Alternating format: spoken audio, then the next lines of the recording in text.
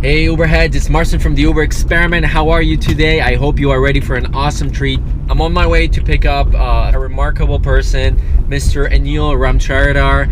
He is a mentor, a life coach, an entrepreneur. He is with the Art of Business. So he deals with people like Bob Proctor from The Secret. If you guys know what that is. If you don't, Google it, watch it, read it. Get ready for another exciting episode on the Uber Experiment with the Marcin. Mr. Anil, come in the car. Hey, Marcin. Hello, hello. Hello, hello. I was just talking to them and I was telling them how awesome you are. Hi, world. So now I have to live up to that. Let's buckle up and let's go for a ride. So we're on the Uber Experiment where we talk about business, ideas, and passion. Awesome, awesome. I like that. And if you guys haven't seen Mr. Ed Mercer's episode, Anil was sitting in the back, but we felt that we needed to get more from him because, well, Mr. Ed Mercer obviously was sitting in the front. Now we've got Mr. Anil sitting in the front. Yeah, I like the front seat. Yeah. So tell us a little bit about you. Go all the way back and share your background. Well, ladies and gentlemen, I'm from the Caribbean. I didn't get this tan living in Toronto. I'm from Trinidad. Beautiful island. I would recommend it to anyone who hasn't gone south. You don't even have a sense of accent though. Well, you know what? When I go home, I talk like this. Oh, okay. You know, in Toronto, I speak like this. Okay. And the reason why is I'm always on stage. I'm always training. I'm a business coach and mentor in network marketing. It's an industry. And so in order right for... Yeah, there you go. Let's do a little selfie exchange. Right there. Art of Business. The Uber Experiment. And so it's important that people understand what I say. So I've worked very hard on myself with language and enunciating my words properly. And I used to have a stuttering impediment. So really? Yes, I still do. However, I got my confidence up to a level that it no longer impedes me. And right. So if anyone listening to this struggles with anything that you think could be holding you back, remember you can overcome any obstacle when you get your confidence and self-worth up. So well, right away, let's dive right into it. Self-confidence.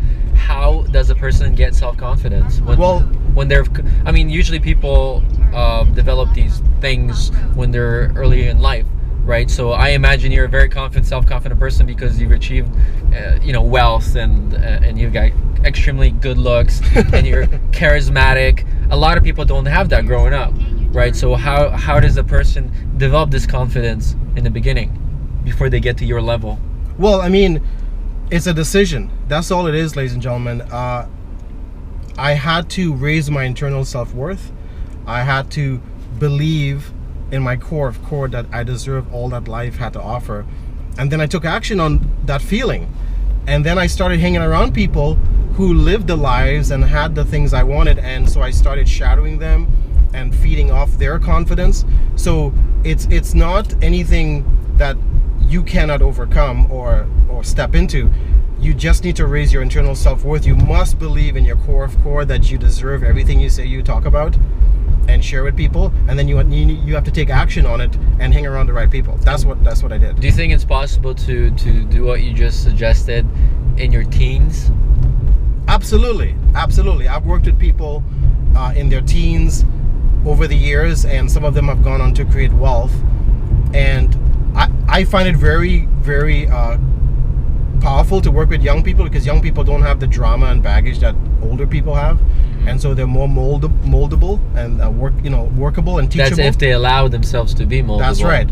And a lot of the time I have discovered that young people, they're just following in the footsteps of their parents and grandparents. So it's like that old proverbial story, I'm sure all of you have heard it, about the turkey. I don't think I've heard this. Okay, I'll share it with all of you. It's very powerful. So be present with me right now, everyone. So there was this family dinner and grandma bought the turkey and served it, and the ends were cut out. And so little Timmy at the table looks at grandma and go, "Grandma, why is the ends of the turkey cut off? Why is the entire turkey not on the table?" And she goes, "Well, the oven is too small for me to put the whole turkey in the oven." And he goes, "Well, why don't you get a bigger oven?" And she said, "Well, I've never thought of it because this is all I've been used to." So ladies and gentlemen, You don't have to stay stuck in the I'm used to this life. Aha moment. You can get the oven, or you can get the circumstances, or create the situation for yourself to be able to put that whole turkey in the oven rather than cutting the ends off. So you don't have to settle for anything in life.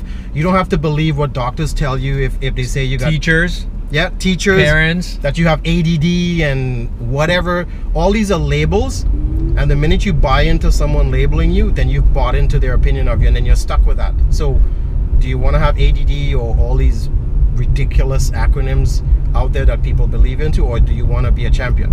Well, let's I mean, yes, these are diseases and sicknesses, so it's not probably as easy, but the first step is believing in yourself, like you say. That's right. And then you take action, whether it's, seeing a doctor or a speech coach or whatever. You still need to apply yourself. It's not just going to happen magically, which a lot of people think that it does. A lot of people don't see how the struggle and the hardships of entrepreneurs like ourselves. They just see the end result, and they're thinking, oh, okay, well, I can never be there. Well, or he's just lucky, or one of those things. And it pisses me off when people say that, because I mean, even with this show, the only reason you're on the show today is because of all the crap I had to put up with in the last year. Yeah. Right? I never imagined that I would have people of your caliber on the show. When I started, we had, just like nobodies. Like, we just had regular people, on the street that we were randomly picking up. And now look at this. Right? So anybody can do it, but you have to take action. Right. And Marcin made a very good point, ladies and gentlemen. I hope you're paying attention.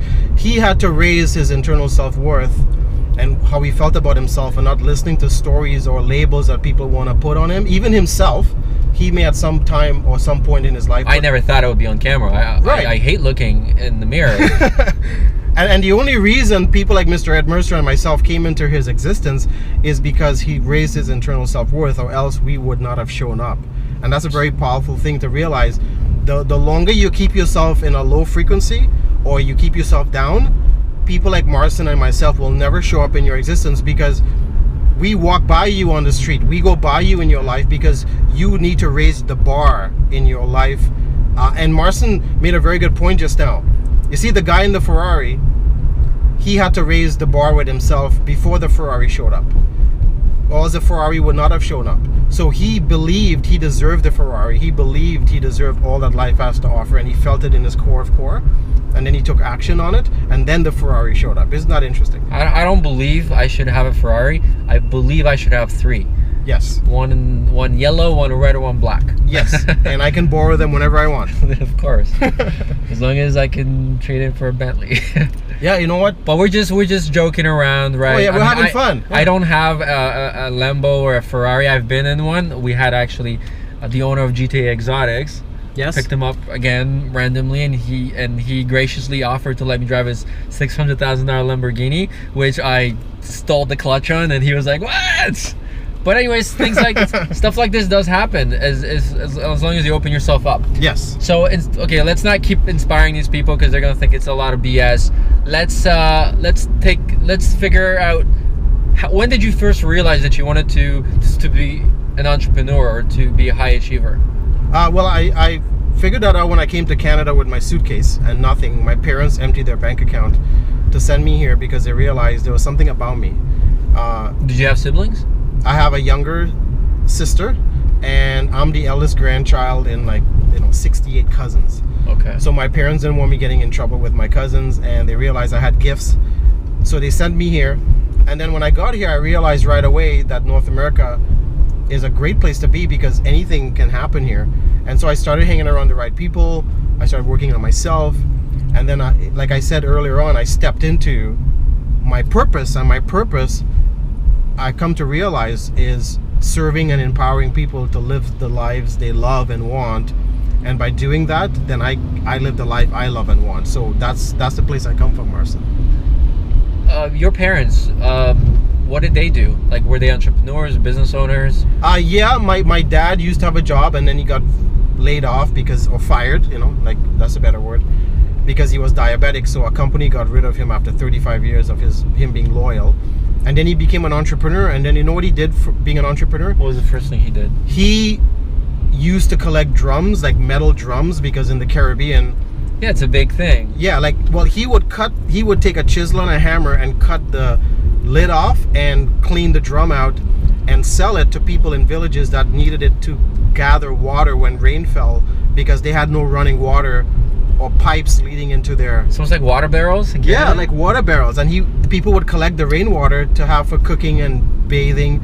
So my dad did that, and I grew up seeing my dad spend hours a day chiseling the lids off the metal drums. Where would he get the drums? Would he buy them? He would get them from the same factory he used to work at. He had a connection there, and the factory used to produce soap and, you know, toothpaste and various things. So they would have to bring in the liquid in the barrels, okay, to create the soap and the toothpaste and all that. And when the barrels were empty, he just threw them out. So he took them. He took them, and he would sell them for like $100. What did he get? Did you ever ask him how he came up with the idea, or it just made sense to him? Yeah, it made sense to him because my family came from poverty, and that's another reason I'm an entrepreneur, because I am changing the DNA of my family, which is the broke DNA.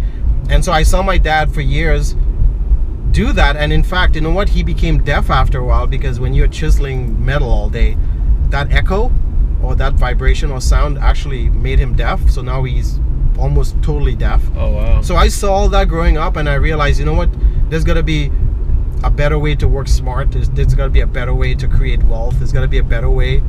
So however, my mom and dad set that pace for me as a young person, that, you know, anything is possible if you put your mind to it. Yeah, you know? So it's good. Yeah. So let's talk about your first business. What was it? Well, when I came to Canada, I had friends I created or made traveling back and forth over the years. So when I officially moved here permanently as a resident, I got involved in Apple computers with a friend, and, you know, collected beer bottles and beer cans. And what do you mean, like on the street, like homeless people? Yeah, I collected it. Didn't you feel like it was under you? A lot of people think that if they go to university, for example, and this is true, then they feel this pride that, oh, you know, I went to university, why would I get a job doing this? And I remember I already had a property, an investment property, because I started investing early when I was 21. Right. And I remember I did my university, and then I did my post-grad. Right. And I remember I was with this girl, and then she was like, so what are you going to do if you can't get a job after you get your master's? And I was like, well, you know what? Like, I'll even go work at Subway. And she's like, why would you go work at Subway when you have a degree and you now have a minor in marketing and everything, and you have a property? I'm like, well, I mean, because, I need to obviously pay my mortgage in case my tenant moves out. But I was like, worst case scenario, I'll know exactly how to run a Subway, so one day I'll just buy one. Got it. See, I already knew in my head that it's not about, like, it's a learning process, that I'm not really going down and willing to work at Subway, but I am willing to learn about Subway because one day this will perhaps benefit me. Yes. Right? And then whatever, if it's a job, it's a job, right? Well, my mentality coming here is, remember, I'm an immigrant. So immigrants, we come with a different mindset and mentality to wealthy countries, unlike people who have been born and raised here. Because I always tease my friends who are born and raised Canadians or generations that they're lazy and they're comfortable because we have unemployment, we have welfare, we have all these safety nets. CPP, yeah, which may not be there. Right, and all these things actually hurt us and harm us because it keeps us small. So when I first came here, I saw all the stuff around me that I didn't have in the Caribbean, and so I really valued and appreciated what I saw and had gratitude. And so it was not below me to collect beer bottles and beer cans. And also I used to, like, whenever I went out, I used to dip into people's couches and collect the coins that fell out of people's pockets. Must have a lot of friends. Yeah, no joke. And eventually I saved up enough money to buy my first Apple computer. So how much was that? That was around $700. Okay. How long did it take you? It took me a few months, but I was very diligent. I used to walk around the neighborhood and pick up beer bottles. So you pretty much were a homeless person. Well, you had a vision. I had a place, but I didn't have cash flow because, remember, I just moved here. Okay. So I got creative, and I'm like, wait a second. There are beer bottles and beer cans in alleyways and thrown all over. I mean, that would not exist in Trinidad. Like, if you saw that, it would be gone. Okay. So I'm like, wait a second. Why are people in Canada throwing away stuff that's worth money? Mm-hmm. Duh. Yeah. So I went and picked it up. I went to the bottle depot, got the money, put it in the bank, and when I had enough, I went and bought my first computer and ran an ad in the Toronto Star and got a buyer right away because I didn't realize how hot Apple computers were. Took the money. How much did you sell it for? I sold it for like $1,300. Was it a brand new computer? No, it was used. Oh. Because back then Apple didn't allow you to be a dealer. I have a similar anecdote. Yeah, unless you qualified. So I couldn't qualify as a brand new Apple reseller. Okay. Which is called a VAR. And so I only dealt in the used market. And so I sold that computer, took the money, bought 3 more, ran ads, sold those, bought 5. Then I started getting referrals from my existing customers, built a huge database, and eventually I was running 4 stores with 30 employees. And how long after this whole bottling? 2 years. 2 years. Yeah. So it's not gonna happen immediately. Yeah, and I'm not sure some of you on the webinar, or sorry, on this video remember. It's a show. It's not a video. It's a show. It's a show. It's a show. Adventure Electronics.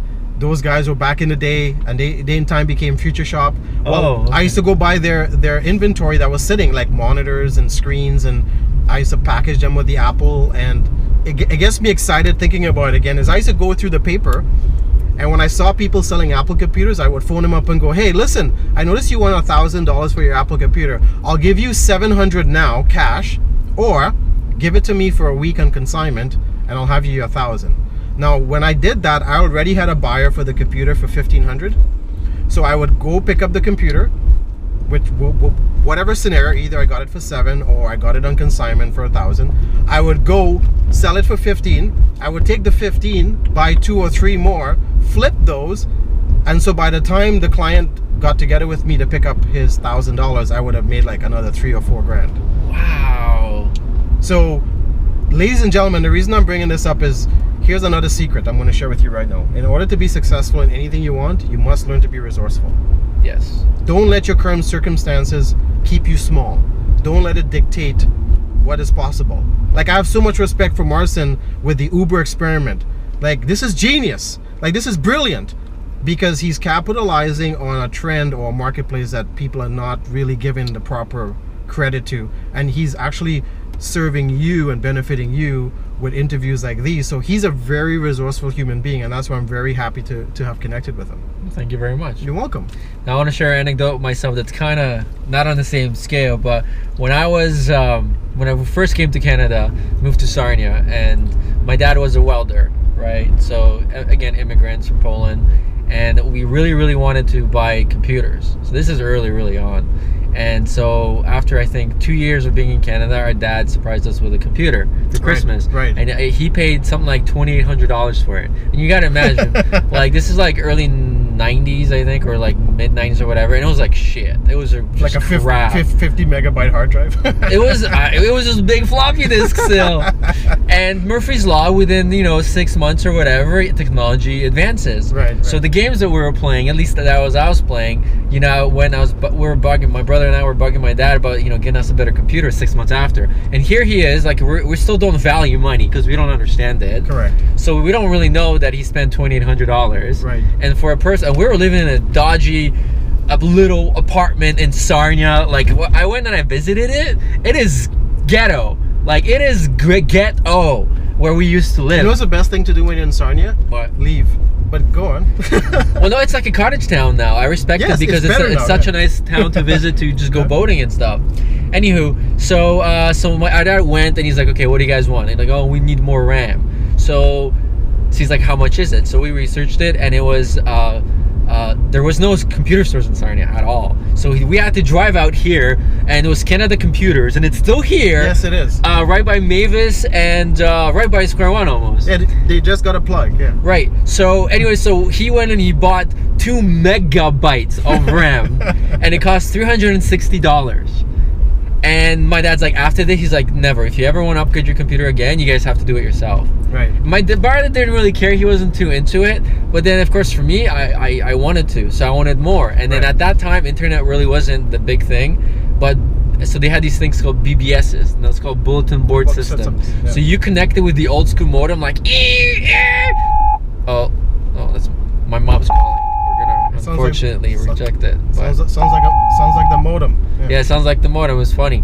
But anywho, and so I would go and I would just browse these BBSs in between when I was just trying to upgrade my computer, and I found out that people were like posting ads. Yes. Selling computers, but in Toronto. Yeah. And I was like, oh wow. And then I was looking at the computer prices that they had in our newspaper, right, versus how much people were selling them privately used. And this is what I'm 11 years old or 12 years old at this time. And I remember telling my dad, hey, so I know how we can upgrade our computers. Right. And then, but to me, it didn't make sense because I didn't really have any money. So I thought my dad would just go and buy it, and somehow we would just kind of like give it to someone else. So what ended up happening, my dad wouldn't agree. So I don't know where I got the money, but I know I would also somehow just have money. I don't know, walk around. I had a paper route and stuff. Well, because you're resourceful, like I talked about. Yeah. And so I managed to, I think, get like $600. And I asked my dad this, and I don't remember. He doesn't remember how I convinced him to actually take me down to Toronto. And I found 2 people who were selling a computer, and I bought those. And they're older, so you got to imagine like a 13-year-old kid haggling with like a 30-year-old, about computers. And I didn't know if they worked. I just wanted to turn them on. Then I took him home to Sarnia. I opened them up. I had no idea what I was doing. And then I figured, well, if I take this part out and put it into my box, it would just work. Yes. And it did. Of course. So all these things that they're teaching you, it's plug and play. This was always plug and play. You don't have to worry about anything. And I did that, and I posted ads in a penny saver newspaper in Sarnia, and like you, I just waited for people to come and call, and that's what they did. Yeah. So I did that for 4 years, constantly upgrading my computers without actually spending any money. Right.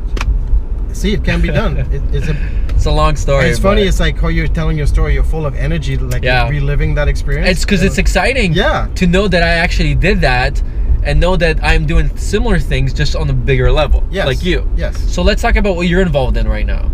Well, over the years, so let's fast forward, because I learned or mastered being resourceful and got rid of my stuttering impediment and learned to be a public speaker and trainer, I got involved in the industry of network marketing because it really spoke to me and aligned with who I was. A good friend of mine, while I was running my Apple business, told me, he says, Anil, you got to take a look at this industry called network marketing. It's an alignment with you because you're a hustler. However, you don't make residual income. You only make money when you sell your computers, and you're lucky if a client comes back and gives you another purchase or blah, blah, blah. How'd you like to sell a computer one time and get paid over and over and over every time someone turned their computer on? I'm like, what?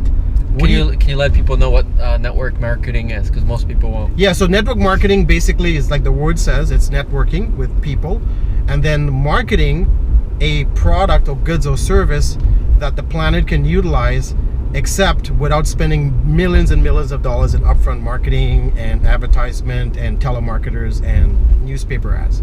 So that's basically what network marketing is. The industry is responsible for about 90% of the goods and services that are distributed worldwide. So these are companies that don't spend any money in marketing. You'll never hear about it unless someone actually told you. So that's what network marketing is. Okay.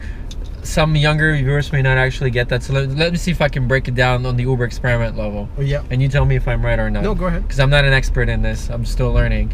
So if we took the Uber experiment and let's assume we have millions of viewers. Yes.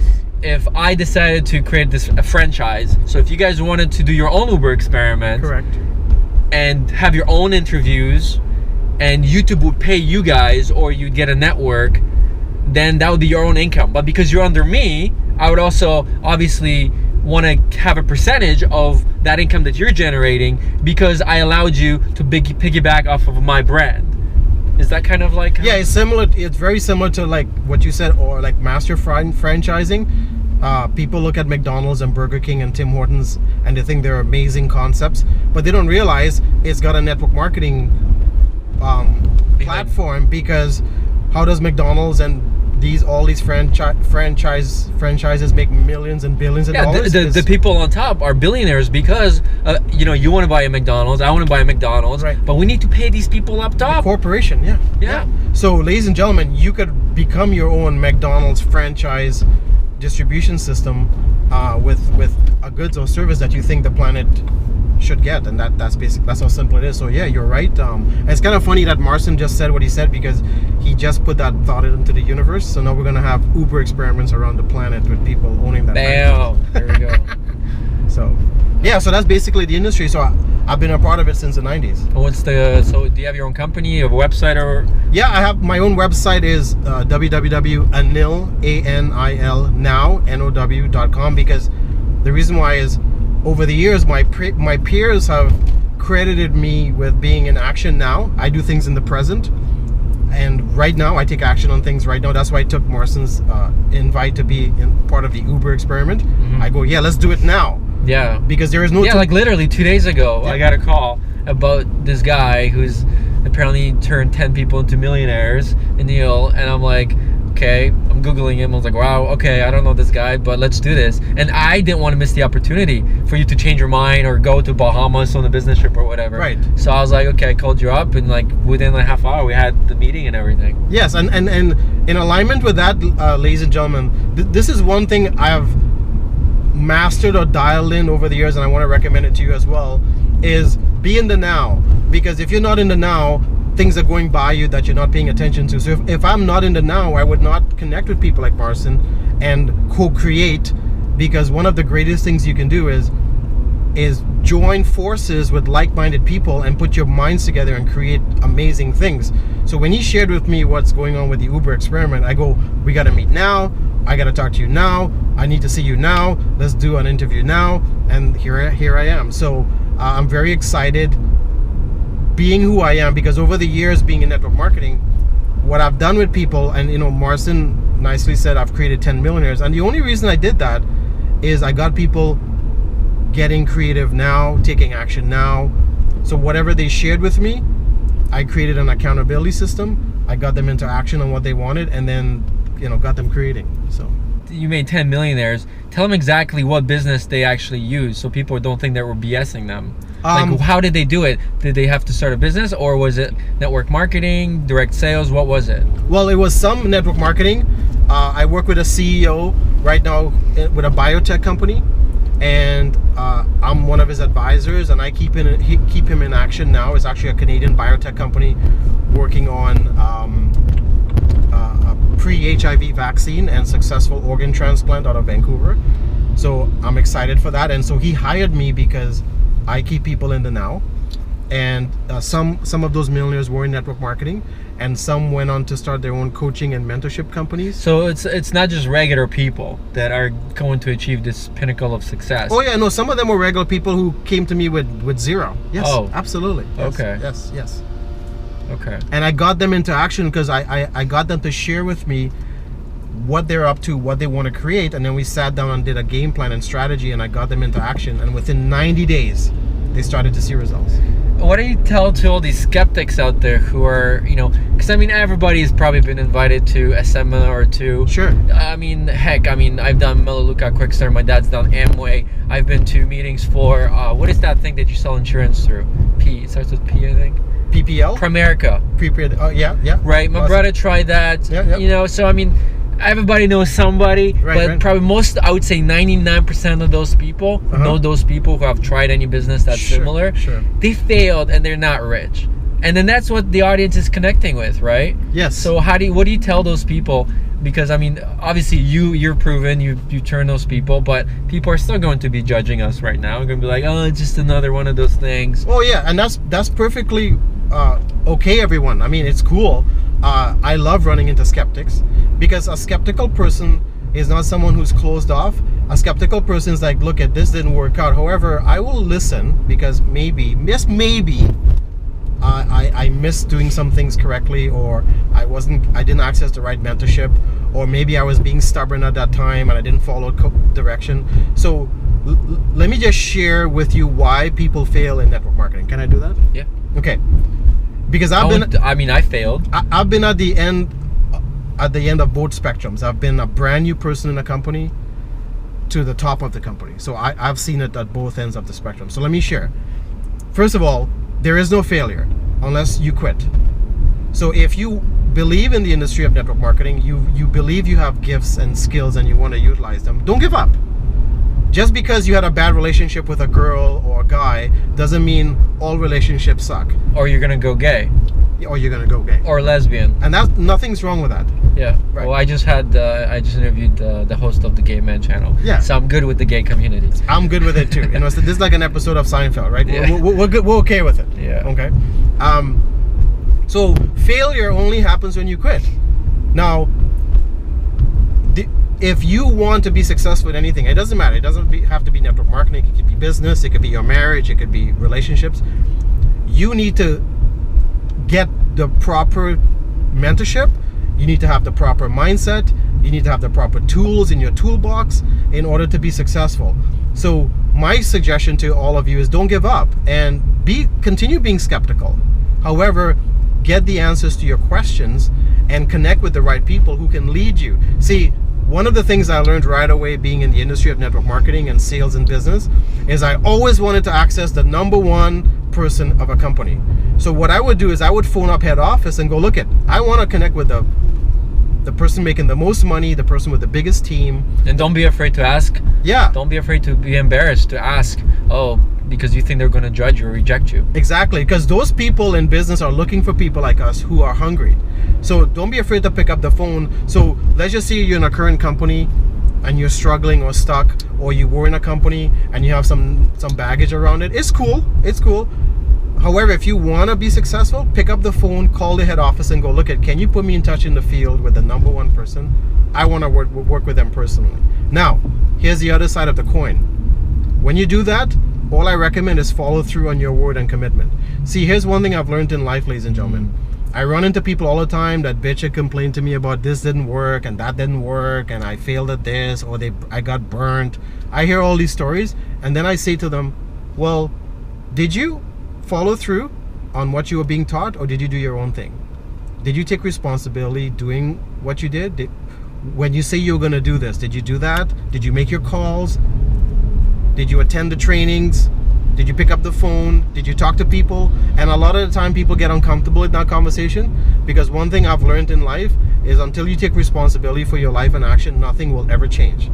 So my coaching, the definition of insanity is doing the same thing over and over again. Right. And take responsibility that you sucked when you did what you did and you didn't follow through and you didn't access the mentorship or do anything about it or deal with the number one person. Just take ownership. Just because I'm in a relationship with a girl and it doesn't work out doesn't mean all relationships suck. I have to take responsibility for how I was being with her. Maybe I was a jerk. Maybe I was bossy. Maybe I didn't treat her good. Maybe, I thought... Didn't buy her that diamond ring she has. Yeah, maybe I was a real pain in the ass. And then I blamed her. Well, you're a bitch or the relationship didn't work. Well, come on. Like, what are we, 5? Yeah. So take responsibility for things not working out in your life because once you do that, here's the thing. You get your power back. You stop walking around like a victim. You stop blaming. And then what ends up happening is you get back into creative mode with what you want. That's my recommendation is take ownership. Like if you messed up, you messed up. You didn't fail. Take the action to create what you want. What's the greatest obstacle that you've had to endure through to become where you are? Well, I'll just say it to become a millionaire. What's the one thing that was the biggest obstacle for you? Oh, the biggest obstacle was the person in the mirror. Was me, because not only did I come to Canada with physical baggage, I came brown guy from Trinidad with a stuttering impediment in a white man's world. Yeah. So I came here with all this stuff running in my mind going, can I succeed in this country? Well, oh my God, I'm surrounded by white people. And that was real for me. And then I realized one day I was on stage, someone asked me to say a few words and I got a standing ovation. And I'm like, wow, people are giving me a standing ovation. And that's when I realized, ladies and gentlemen, that about my purpose, and I have gifts that I can serve people. And it didn't matter what race they were, what color they were, what country they were, what religion they were. And so that was a huge realization for me, Marcin, when I came here, was dropping all those stories I had in my head that I wasn't good enough. I had to get past that. So. If anybody has a business, regardless of what it is, what's the best way to market themselves, in your opinion? Like, what would make them go to that next level? Well, the best way to market yourself is surround yourself with the people that can take that product or that business global. So surround yourself with social media experts, surround yourself with promoters, surround yourself with movers and shakers, surround yourself with people that can get you in front of the right audiences. How much do you think, what's the percentage of the money coming in that you would suggest people spend on marketing their business or their brand? Oh, you don't have to spend a lot, because a lot of things are free right now. Like Facebook is free, YouTube is free. I mean, most people are not even using websites anymore. There's so many things out there that you can access that doesn't cost you. Facebook is 100% free, and I make money on Facebook. I make money on Instagram, Twitter, LinkedIn, without spending a penny. And if I do spend money on lead generation, or I do a seminar or a course, that's where I spend my money. I spend my money on this. Yeah, on the outward appearance. Yeah, and my mindset, my attitude, I spend money on that. So I may go to a seminar with Anthony Robbins, or back in the day, Les Brown, Jim Rohn. I've spent over $300,000. And you know what? Don't be afraid to be a marketing whore. Yeah. Basically, if you go to these events or you meet somebody famous, approach them and say, hey, can I get a selfie? Yeah. And then you know what? And then write an Instagram or Facebook saying, hey, I'm here with my friend so and so. Even if they're not your friend, say they are your friend. You gotta fake it till you make it, and then you fake it till you become it. Right. And again, with the fake it till you make it thing, my comment on that is, get clear and in touch with what you feel is holding you back, and have a conversation with someone you respect, or reach out to me or Marcin or whoever you're connected There's with. mentors everywhere. Just Google mentors. I'm dying to run into people all the time that are hungry. Yeah. All the time. I wake up in the morning for that. Yeah. I get really upset because everybody's motivated. Like, I bet you when you do your seminars, you have everybody clapping thereafter, and everybody's like, oh, you're so good. And then, like you said about the follow-up, right? And then you're probably open to the idea. I was like, here's my number, call me if you need anything. And what's the percentage of the people do you think that actually follow up and call you from a big seminar? Well, let's just say out of 1,000 people, how many people do you actually think would legitimately be interested? 2.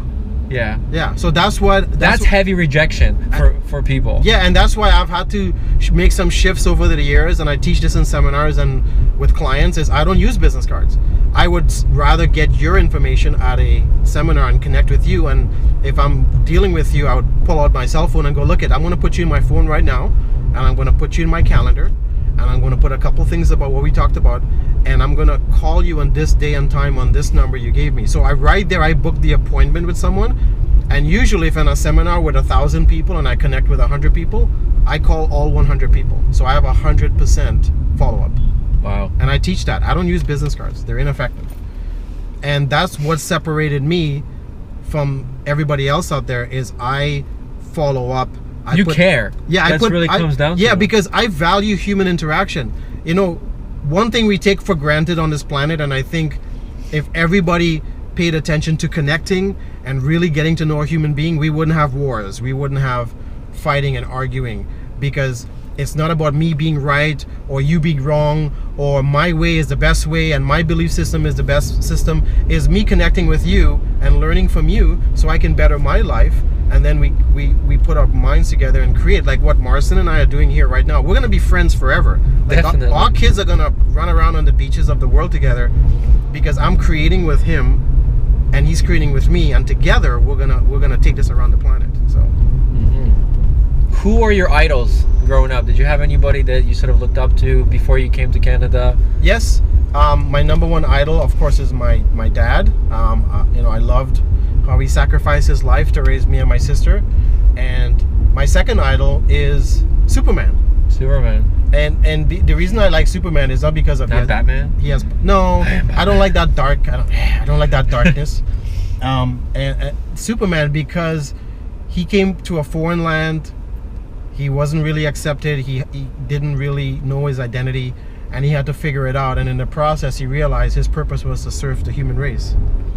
And so I really that resonated with me, because I know what it's like moving to a country and feeling alone and away from my family, and feeling like Superman. And so that superhero resonated with me, and so I have Superman belt buckles and shirts and shoes. Jeez. And if you look on my phone, there is me with Henry Cavill with Superman. Oh shit! So Where was this? This was Superman was filmed in Vancouver, Man of Steel. Oh. And and it's interesting, going back to what I talked about earlier about This guy's legitimate. Going back to what I talked about really, really feeling you deserve something. I said to myself, I'm gonna meet Superman one day. And Christopher Reeve sadly passed away, and I wanted to meet him. But when I found out Henry Cavill was in Vancouver, my roommate worked on the set for Superman. He worked in the trailers, connecting the internet to all the trailers and making sure all the communication ran smoothly. Well, he was invited to the VIP wrap-up party with Henry Cavill and Zack Snyder and Chris Nolan, and I got to meet them. Wow. And what, did you ask him anything? Well, this is interesting. Just picture this place. It's packed, wall to wall, with about 500 people, and there's Henry Cavill standing at the bar, and he's tall and big, so he stands out, and no one's talking to him. He's just standing there by himself having a drink. So I go to my roommate. She's like a pretty girl. Nobody wants to talk to. Yeah, because he's intimidating. He's huge, and I'm standing way back, and I'm like, there's Henry. I'm gonna go talk to him. So I barrel through everybody, and I walk up and I tap him on his shoulder, and I go, Mr. Cavill, I have so much respect for you. You know, you being Superman, the Man of Steel. I just want to ask you a question. How do you feel stepping in those shoes? That's what I said to him. And he goes, what shoes? I go, you stepped into the shoes for Christopher Reeve. Yeah. Like Superman. I go, how do you feel about that? He goes, wow, no one's ever asked me that. He goes, that's a privilege and honor. I go, yeah, because you're carrying a torch of someone I have a lot of respect for. Yeah. And I just wanted to say it's an honor and privilege to meet you, sir. And you know what he said to me? Would you like some photos, and would you like to join us at the club? Look at that. So I go, yeah, and then I took some photos with him, and then I got to hang out with him in the limo to the club, and then we clubbed all night. Really, really amazing human being. All the girls were hanging off him, but he wasn't Mr. Ostentatious and like, I'm Superman. Yeah. He was very gentleman, very polite. Right. Super, super nice guy. Wow. And great story. But I you know what? I go, there's Superman. I'm gonna go talk to him, because I've had that dream since I was 9 years old. Look at this. So ladies and gentlemen, anything is possible. The next goal for you should be to become Superman. Well, the next goal, the reason I'm in network marketing, and the current project I'm in, is to create the cash flow to be a movie producer. You know we're gonna work together then for sure. Yeah, I want to like produce the next Superman, and you know, whatever. So how do you think you're gonna get to with your current company? What is it that you're doing right now that you think is gonna propel you to that next thing? Well, ladies and gentlemen, my journey over the years moving to Canada, I didn't realize I would get here. However, I've put that thought and intention out, and I kept saying it over and over and over the last 20 years that I'm going to be involved in big things. People heard my conversation, and people heard what I was saying, because I would say it from stage and say it in conversation and say it on my videos.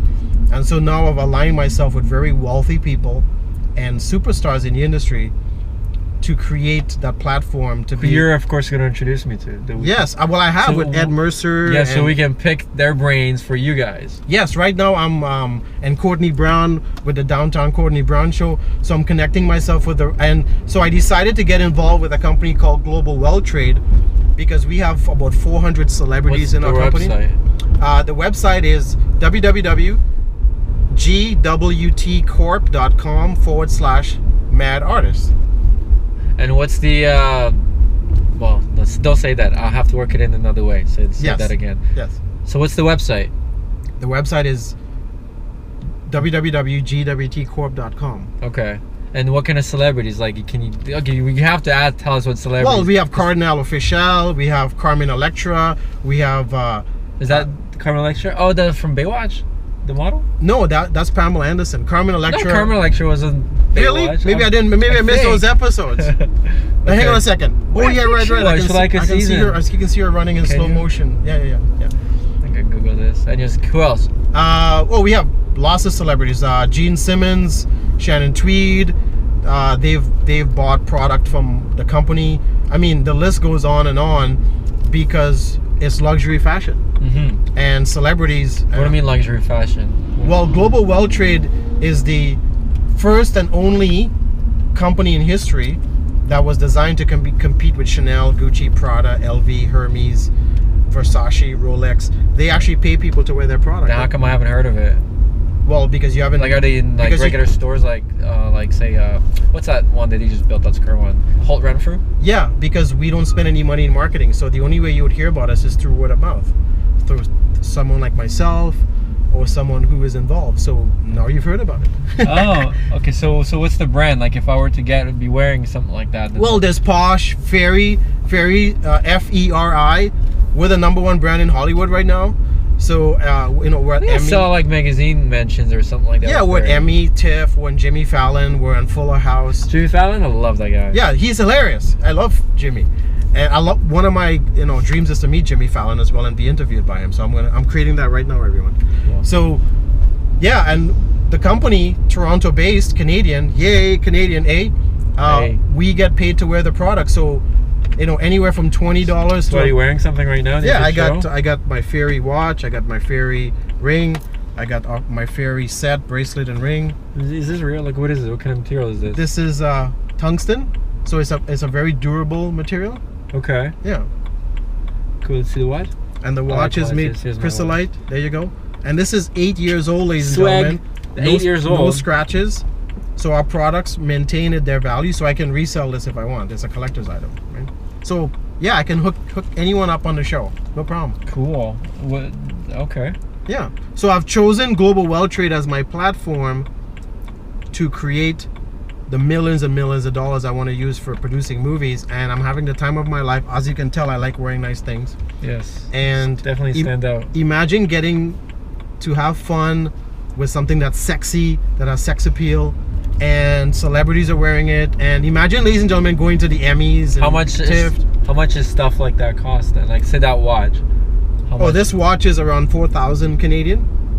So this is like on the level of Rolex and Louis Vuitton. we have pieces that are 100,000. Wow. Yeah, like and people actually buy this. Yes, yeah, because there are people there that. So let's just look at it. If I were to say launch this or whatever. So how do I get paid? You get paid when people go to your website. You're given an online shopping portal. So I basically get like a shopping mall or something. Yes. And then that's somehow linked with me under affiliate. And then I sell something through my store and then I get a commission. Yeah, so we ship. It's kind of like Amazon does that. Correct. Okay. Yeah, we ship to 156 countries. Okay. And so if someone goes to your website, click, there's $16 million of product on there. So what's the prerequisite to get this? What's the? Oh, you can become a member, so I can hook you up with whatever package you want. Oh. Yeah. Very simple. Very, very simple. But I don't have to like buy anything. I can just sell it, right? You don't have to buy anything. You can come in at a reseller package and just drive traffic to the site, and people click and buy. Yeah. Oh, you can have. I've tried doing that before. My mom really wants to talk to me. Sorry, Mom. I'm filming right now. Let's hope it's not an emergency. Yes. No, I'm sure it's not. I tried having an e-commerce site before. For me, it generated some money, but it was on small products. Right. Like $10, $15, $20 items. You know what? With me, I'm very modest in the way that I'm thinking. I almost self-sabotage myself. Yes. That I almost don't want to represent expensive items because I'm thinking, who's gonna buy them? I think the mentality spawns from the fact that from my parents and upbringing. My parents were very careful with spending money. Yeah. Even though I have money, I bought 5 properties before I bought my second car. I just run my cars to the ground. People are like, why are you putting drywall in your BMW? Because I need to renovate because my tenant fucked up my wall or something. Right. For me, it's the growth of the wealth that matters. Yes. Right? For me, it's really hard to fathom that people are okay with spending $5,000 for a watch. That's a great realization, Marston. And it's okay because even though you are not okay with that, there's other people that are. It's true. You can make that available to them. I don't really need to wear it if I don't want to, No. but I can make it available for other people and just make money off them. That's basically. right. Yeah. Okay. So it's just I providing. mean, making money off other people sounds bad, but you know what? You're going to work, your boss is making money off of you. Amazon makes money. Walmart makes money. Right. Everybody's making money off of you. I didn't realize this company existed that paid people to wear their product and allowed us to make all this big commission. I've been buying Versace and Hermes and Prada and all these, like I have Armani suits and Valentino suits and Joseph Abboud suits for years. And so I've been paying out money. And so, ladies and gentlemen, it's great to understand that you can keep on paying out money, but imagine now you can have some money coming back in the home, where if I refer someone to my site and they buy something that they're gonna buy anyways, that I can get a little kickback. That's all. It's just knowing what you didn't know before. That's all. And you can remain ignorant, like, by the way. Everyone's entitled. A lot of people are embarrassed to talk about money. How do you feel about that? Like conversations about money with your friends and your family? I'm okay talking about money because I had to develop a great relationship with money. I went through the broke stage. I went through losing everything and being homeless because I didn't have a good relationship with money. I've been there, ladies and gentlemen. So what I had to realize is money is a tool. And once I developed that great relationship with money, and I also coach and mentor people around that, money flows to you. And you can use money to serve. You can give it to your church. You can take your mom and dad around. If you believe in that cause. Yeah. You can... So develop a great relationship with money. And the only reason you may not have a great relationship with money is because, like Morrison said, maybe it comes down from your parents, or you saw people use money to hurt people. You know what? You don't need to live in that world. You can use money to serve. You know, and that's what I do. The more I have, the more I can give. I've been in situations where I've been in the kitchen and one of my friends had to get surgery and everybody is stressing around the kitchen table going, well, how are we going to support them? And I go, who do I make the check out to? Yeah. And I remember once my mom and dad called me crying, my mom crying, saying, no, we just got a notice that we owed back taxes on our property, and if we don't pay the amount, which was $27,000, they were going to take my parents home. And I go, Mom, where do I wire the money? Yeah. Develop a good relationship with money, because money is just a tool. And if you have challenges around wealth and money, it's because you don't have a good relationship with it. What's it take for anybody to be an entrepreneur? Very simple. You must be very clear in your thoughts about what you want. Get clear on that, even write it down, what you want to create. The second thing is you must take action on that while holding the thought. And I think of Richard Branson. He wanted to have his own airline and his own record company, and he held that thought while he created that. And the third thing is you must have a burning hot desire. You must keep that desire burning hot within you while you hold that thought and take those actions in order to create the result. That's what I do on a daily basis. Do you meditate? Yes, yeah. I do what's called a Vipassana, or it's a breathing where I calm my system and I get dialed into my thoughts, and then I'll lie in my bed and I will create my day in my mind how I want it to flow with what I just talked about.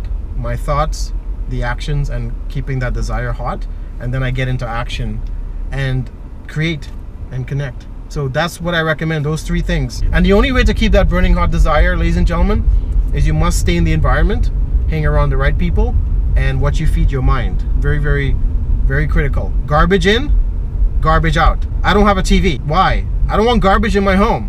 I don't want negativity in my home. I don't read the paper because I don't want to hear about who killed who and who died on the... I hate that shit. Me too. So I feel sorry for those people. You almost can't become jaded because the media is feeding you the information that they want. Well, you get desensitized. Yeah. And sooner or later you stop caring about people, and then you drive by on the highway and you see someone in a head-on collision and you don't stop to assist them. You keep driving going, well, it's your it's your problem, it's not mine. Like, well, come on, ladies and gentlemen, what are we, animals?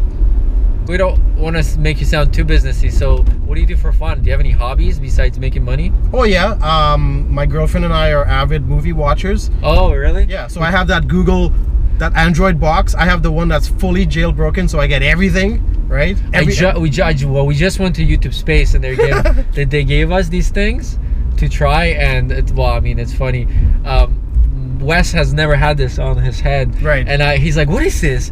And I was like, well, and the only thing that I could think of an example to show him a VR in action with the phone, I was like, well, there's porn VR. Yes, yes. So I went and we loaded up a website. I said, okay, put this in and see if it works. And he's like, wow. I was like, what do you think? He's like, this is actually pretty cool. Yeah. Yeah. So how do you watch movies in VR? Like, well, is it on 3D or? Like, well, no. In however, I can watch stuff that's currently in the theater. I can watch movies that have been, like, I can watch anything, anywhere, pay-per-view, high definition. And ladies and gentlemen, like, don't misunderstand me. I give to a lot of causes and I support the movie industry and I donate and all that kind of stuff. I just like the idea or the concept of accessing stuff that people can't access. I just love that. Me too. I just love that feeling. So while you're paying. So are you an Android or an Apple user? Oh, either. I don't care. Oh, okay. Yeah. So my girlfriend and I, we make it on occasion. We make popcorn. We'll make some drinks. We'll cuddle on the couch and we'll watch a movie. So we make movie watching on occasion. How about sports? Oh, I used to play snooker and 8-ball and billiards professionally. So I love that. I play tennis. I'm a big soccer fan, and so I'm always into soccer. And I'm about taking care of myself, and so. How many hours a day do you sleep? I sleep 10 hours a day because I love sleeping in. It's one of my things, and that's why I created the life of being an entrepreneur, because I love. You look like Mario Lopez. Oh, you know what? My friends tell me that. They go, "Nil, never dye your hair blonde," right? Blonde? Well, I'm thinking of Jay Lopez. No, I'm thinking of Mario Lopez, the guy from Saved by the Bell. He's on that extra show. Yeah. Thank you. Yeah. Do I have that look? Yeah. You totally do, at least from the profile. Thank you. And I don't have the bobblehead either. Like, even though I have Fijian and East Indian background. Yeah. So yeah, I'm all about fun. And here's one thing, ladies and gentlemen. As much as we've talked about business today, I don't take time off, or I don't have to be in a certain mode to talk about what I do. What I do is my life. So wherever I go, I'm always about talking to people about fashion and having fun and lifestyle, and hey, let's go to the club, or hey, let's go to the Bahamas, let's go have some fun, let's rent a boat and go out and pick up some friends. And that's my life. And so my life is also my work, and my work is also my life, and hanging out is my life. So my life isn't a job, it's about lifestyle. So for those of you, you're buying time. Yeah, that's what you're doing. I follow Tim Ferriss with the 4-hour work week, and I'm all about maximizing my time and maximizing my results. Don't you think you should sleep less if you want to maximize your time? Because the reason why I sleep more is because I create in my sleep, in my thoughts. Oh, well, that's like hardcore spirituality. No, I teach that because it's all about frequency and vibration. Like, let me ask all of you a question. Have you ever thought of someone on the phone rings? Yes. Right. All the time. It's frequency, it's vibration. It's kind of freaky.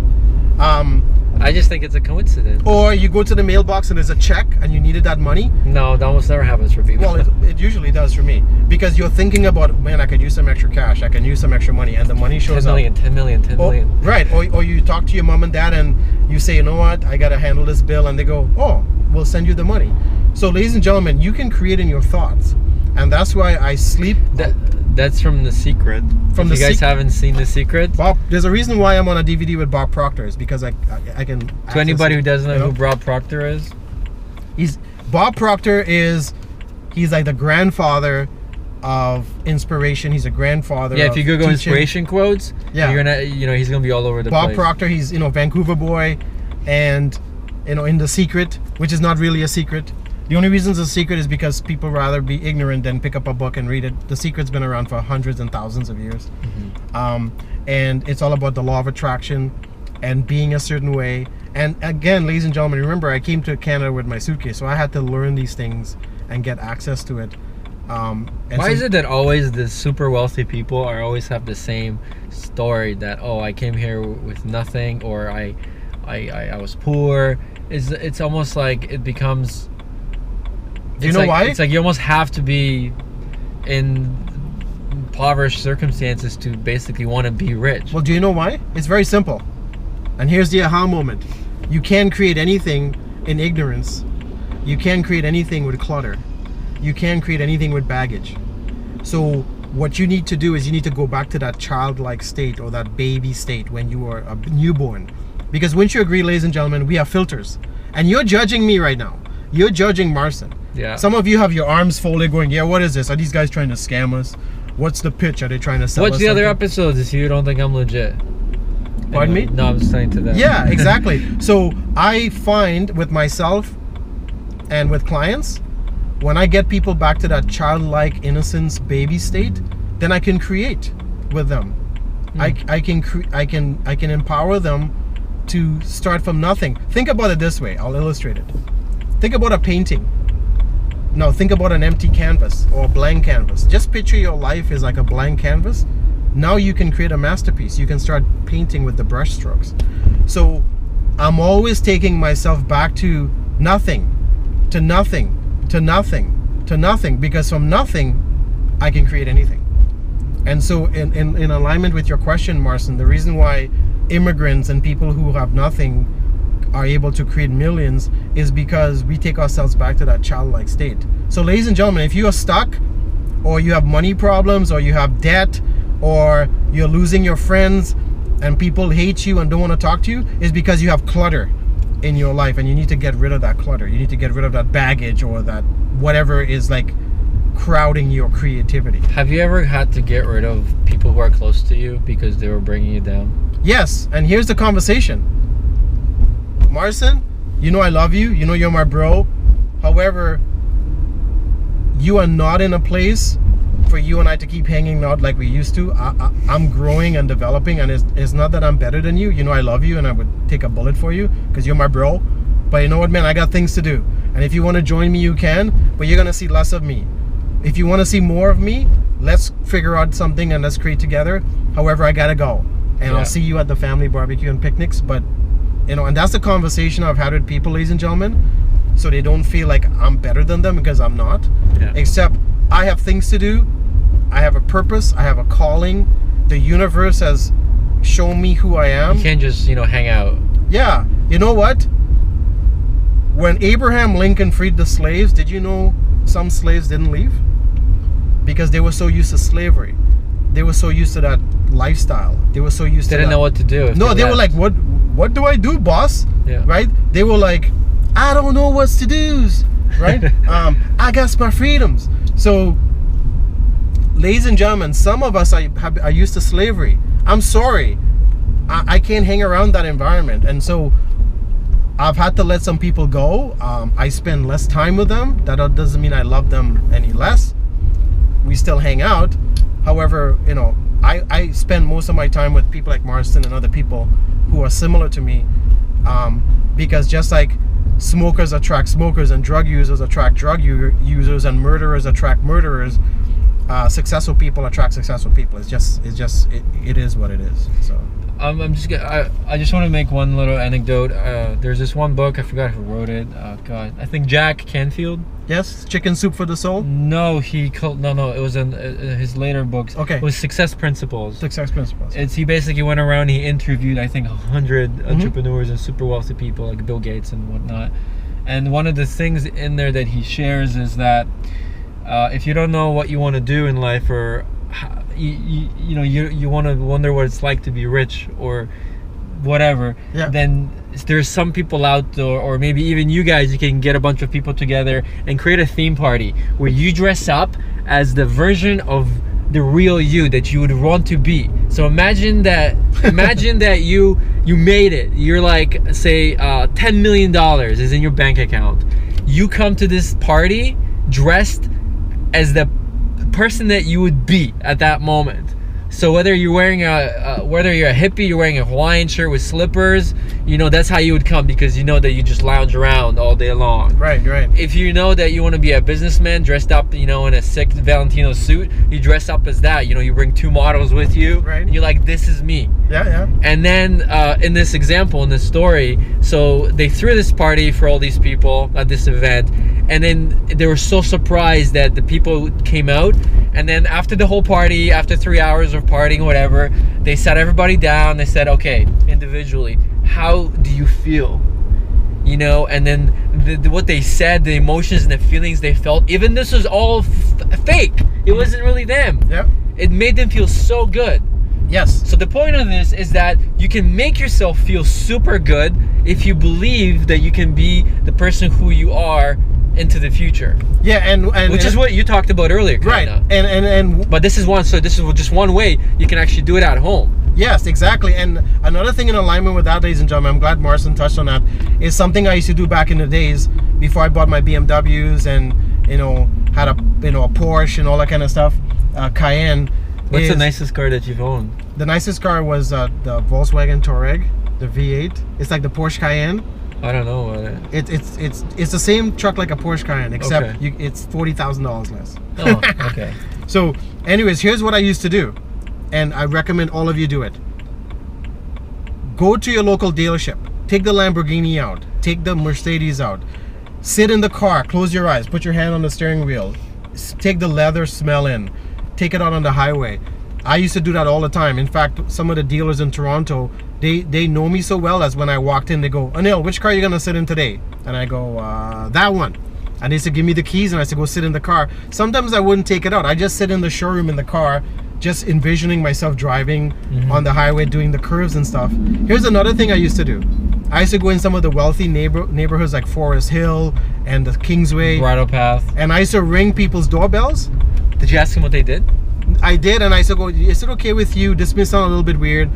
I want to have a home like this. Can I walk through your home? Really? Yes. They let you in? Yes. And they used to laugh because they're like, you're funny. I'm like, I know it's hilarious, but I want to know what it feels like to walk in, into a $3, $6, $10 million home. Yeah. And a lot of people would invite me in. They would pour me a drink. They would take me through the house. Did they tell you this story? They would, because that's a reality show. They were fascinated. You know Joan Rivers did that? No, I didn't know. Joan Rivers had it when she was still alive. She had a show where she would go to the wealthiest, craziest, giant, big houses all over US, and she would just knock on the door and say, what do you do? What did you do to make this fortune? I didn't know that. Yeah. I'm the guy, like, if I see a Lamborghini, I would go knock on the window and have the guy roll it down and go, where'd you get the ride? I'm still intimidated to do that. Yeah, no, I would, because, and trust me, I've had people be nasty and rude to me, but I didn't care. Yeah. I wanted to run into the people who were like, oh, you want me to show you how to get into this? Do you want me to show you? Yeah. And I've run into those people. So, in alignment with what Marcin said about, dressing up like that character or that person, do that. And in fact, it's interesting that he said that, because maybe another segue to, the Uber experiment. Maybe we'll get into those parties and stuff, I never knocked on doors, but what I still do is I actually did that with my current girlfriend. She's in marketing, but she's not an entrepreneur, so I'm just trying to involve her in my life and show her how I think and what inspires me. I said, hey, you want to go I live in Oakville, my main house is in Oakville, right? And I said, hey, you want to go open housing? And she's like, what do you mean? So let's just drive down Lakeshore, we'll go, we'll role play, I said. And she's like, but I drive a nice BMW, so people of course are gonna be like, oh, okay, we'll let him in to do the open house. So we go on Lakeshore, like $4-5 million houses, and I just said, okay, you're gonna be like a doctor or whatever, and I'm gonna be this young, hip, online millionaire. Right. And then we go in and we play the part, and then we walk around, and then she's still not used to it. At the last house that we went to, oh my god, it's opulence to the max. It was like $4 million. I actually took pictures. I climbed into the tub because they weren't following us, right? Right. But they saw my car outside, so they're like, okay, they're kind of legit. They prejudged you. Yeah. So then I climbed into the tub and I was like, okay, babe, take pictures with me. She's like, no, we gotta leave. We can't do this. But see, a lot of people have the mentality. They're all scared. They're scared of being rich. They're scared of what other people have, and you shouldn't be. Well, and then the thing is like, Marcin talked about is have fun. I'm always about challenging the status quo and pushing the envelope and getting a rise out of people. So one thing I used to do in the past is, once I realized the car I want, I used to dress up in the most ratty clothes, like not too bad, like a flip-flops with the shorts and the t-shirt with the hole. And I used to walk into the BMW dealership, and I used to go, and I used to just like walk around and see who would come talk to me. And it's fascinating to see that people would avoid you and stay away from you because they think, because you look the way you look, that you don't have money. And I used to do it purposely to see who is the person that's going to make a commission today. And usually it's a young rookie that comes up to me and go, excuse me, sir, is someone helping you? And I'm like, no. And they go, well, what can we do for you? And I go, you see that 750 IL in the middle of the showroom? Yeah. I want that car. And they go, well, do you want to take it off for a test drive? And I go, no, it's a 750 IL BMW. Why do I need to test drive a BMW? Like, it's not a Prius. Yeah. So I go, I want that car. And he goes, well, I need to remove all the other cars. I'm like, I don't care what you got to do. You want to make a commission? I want that car. And then all the sales reps would now be looking at me going, the guy in the flip-flops and the hole in the t-shirt's buying the 750 IL. It's like the whole pretty woman thing. Right. And I actually did that with a local Toronto dealership. And guess what I did after? You took him out? He made the commission, and as I drove by in the 750, I pulled up by the big glass and I waved at all the sales reps, like as I drove by. And I love doing that because I love having fun, and I love when people judge me because of how I look, and then I walk into the dealership and buy the vehicle. So ladies and gentlemen, do the same thing. And by the way, you haven't enjoyed opulence till you drive in a 750 IL. It's freaking amazing. You gotta take me for a ride. Yeah, and the back seats are heated. Wink, wink, nudge, nudge. For those of you that are dating, it's it lots of leg room back there. That's must be a gas guzzler. You know what? It's cool, but what's really cool about a 750 IL?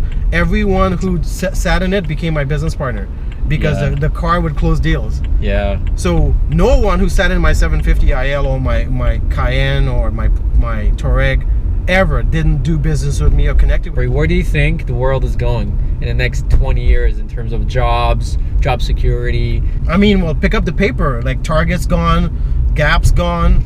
A lot of these stores are closing on shop because they want to cut back on overhead and paying employee salaries, and they're going online. So the way the shift going on right now is social media, viral marketing. If your business is not online, you're missing the boat. And ladies and gentlemen, let me ask you a question. Do you want to spend time with your loved ones and your family and traveling the world and having? Everyone's gonna say yes. So you want to figure out how to work from home. So that's where the world's heading. That's a trend. I follow trends, and I follow like what Robert Kiyosaki and.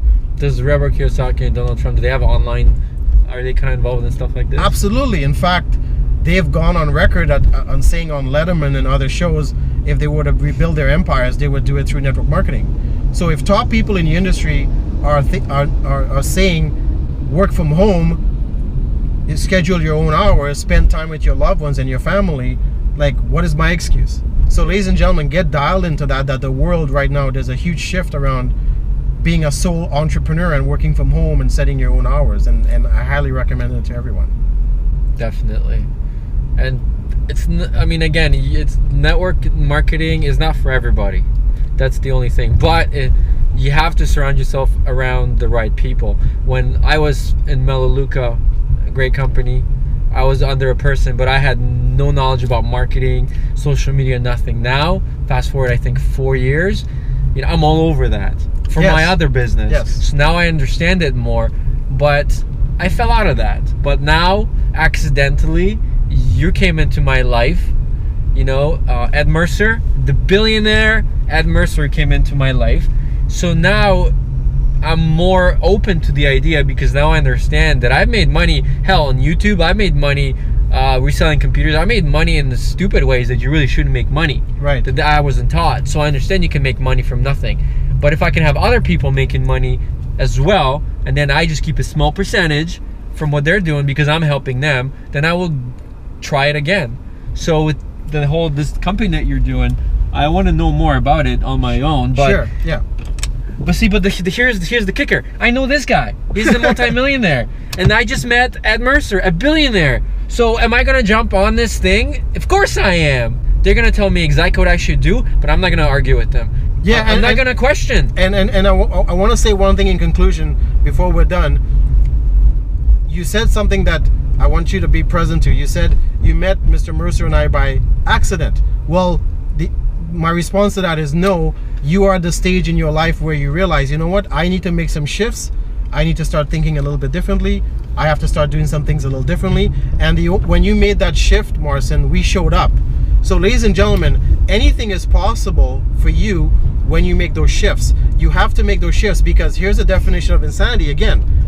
Doing the same thing over and over again, expecting the same results. So if you're not happy with where you are, you're not happy with your money, you're not happy with your health, You're not happy with your relationships.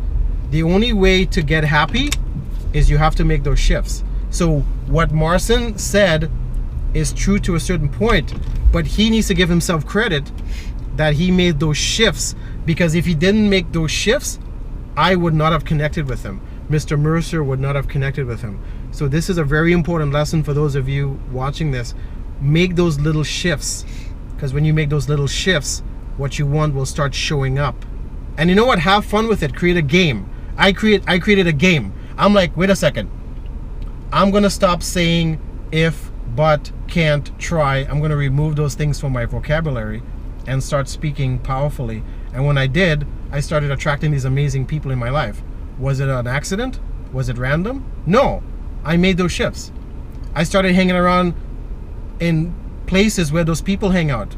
Was that random? No, I made those shifts. I started, do you think you should spend money to, like, you invest money? Sure. Like, you know, like buy into those $400 dinners to meet business people? Well, of course. I mean, even if you don't have the money? As a human race, we're pathetic on levels that sometimes boggles my mind. We will spend money to go to a baseball game and hockey game and make those people millions, and we won't spend $400 on ourselves, but we'll spend $400 on a seat that doesn't even come with drinks or food. True. To cheer somebody on, go, go, go, and then we that go. You don't even know personally. Yeah, and then we go. We won. No, we didn't win. They won. They got the multi-million-dollar endorsements. They got the multi-million-dollar mansion and the hot blonde wife. You didn't get jack. So stop making other people wealthy. Stop doing all that nonsense and start spending money on yourself. And I had to learn that, ladies and gentlemen. I used to blow money on the stupidest things. What's the dumbest thing you bought? The dumbest thing is I spent $13,000 in one night on a club. You know what? The dumbest investment that I've made so far? I spent $8,500 buying a porn site. I bought a porn site from one of those business exchange magazines that you pick up. I don't know anything about marketing. It was a stupid investment, and I didn't do anything with it. I was still in university, but anyways. Okay, before we let you go, what's your favorite quote? How you do anything is how you do everything. Great meeting you, man. Pleasure, and thank you, Yeah. Marcin, for giving me the honor and privilege to be on your show, and thank you everyone for listening to me. I really pray I made a difference in your life today. Thank you again for tuning in. I hope you've learned something. I hope you've been inspired. Thanks again. Thanks, Marcin. Enjoy the rest of the day, and have we'll a talk powerful soon. week, everybody. Go out there and make a difference. Uber out, Uber heads.